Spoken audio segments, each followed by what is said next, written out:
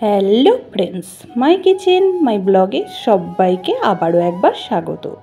আমি আজকে হাতে মাখা বেগুনের একটি দুর্দান্ত রেসিপি নিয়ে আপনাদের সামনে হাজির হয়ে গেছি। এই রেসিপিটি খুব সহজেই বানানো হয়ে যায় আর খুবই চটজলদি।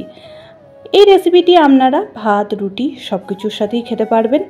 আসুন তাহলে শুরু করি আজকের রেসিপি।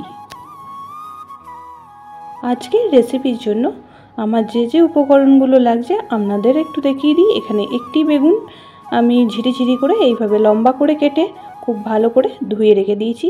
আর এখানে ফোড়নের জন্য আমি ব্যবহার করব হাফ চামচ কালো জিরে আর দুটো শুকনো লঙ্কা। আর যে উপকরণগুলি আমার লাগছে, এখানে আমি একটি বড় সাইজ বেগুন ঝিরিঝিরি করে কেটে নিয়েছি, তার জন্য দুটি ছোট সাইজের পেঁয়াজ এখানে ওইভাবেই লম্বা করে কেটে নিয়েছি। দুটি মিডিয়াম সাইজের টমেটোও লম্বা করে কেটে নিয়েছি। 7-8 কোয়া রসুন এখানে নিয়ে নিয়েছি, আর কিছুটা ধনে পাতা কুচি আর 4টে কাঁচা লঙ্কা মাঝখান থেকে চিড়ে নিয়েছি। বেগুনের টুকরোগুলি একটি প্লেটের মধ্যে নিয়ে নিলাম। এবার কেটে রাখা পেঁয়াজ আর টমেটোটাও এখানে অ্যাড করে দেব। প্রথমেই দিয়ে দিলাম পেঁয়াজের টুকরোগুলি, তারপরেই ওপর থেকে দিয়ে দেব কেটে রাখা টমেটোটা। এবার ওপর থেকে কিছু গুঁড়ো মশলা অ্যাড করে দেব। দিয়ে দেব একটি চামচের 1/4 চামচ হলুদ গুঁড়ো, আর দিয়ে দেব 1/4 চামচ লবণ।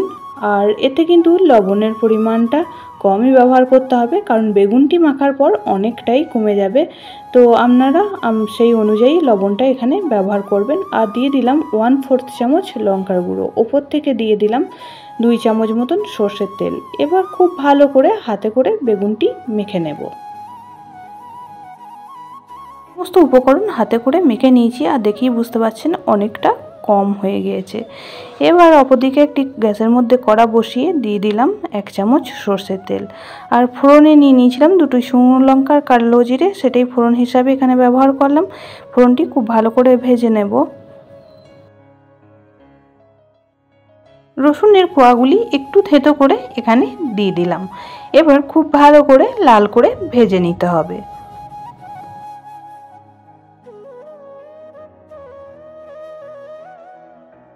রসুনটি লাল করে ভাজা হয়ে গেলে এখানে মেখে রাখা বেগুনটা দিয়ে দিলাম। আর প্লেটটা ধুই সামান্য একটু জল এখানে অ্যাড করে দেব।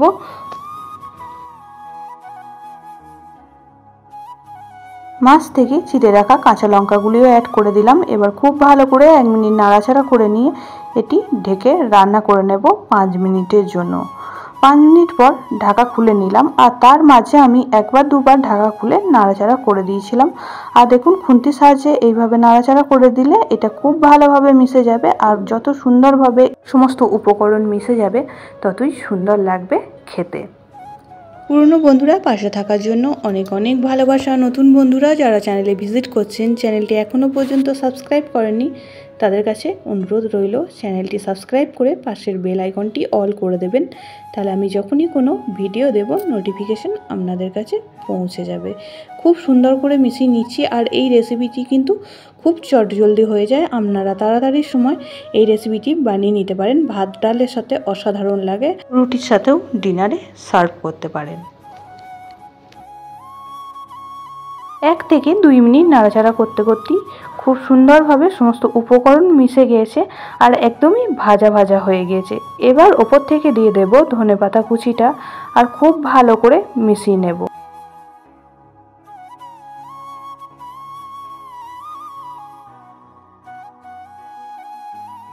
খুব ভালো করে মিশিয়ে নিলেই রেডি হয়ে গেল আজকের বেগুনের এই রেসিপিটি।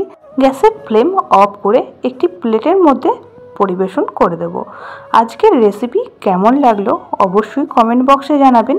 বেশি ভালো লেগে থাকলে বন্ধু বান্ধবীদের সঙ্গে শেয়ার করে দেওয়ার অনুরোধ রইল। সবাই খুব ভালো থাকবেন, সুস্থ থাকবেন। আবারও দেখা হবে অন্য কোনো ব্লগ বা রেসিপির সাথে। ততক্ষণের জন্য সবাইকে টাটা, বাই বাই।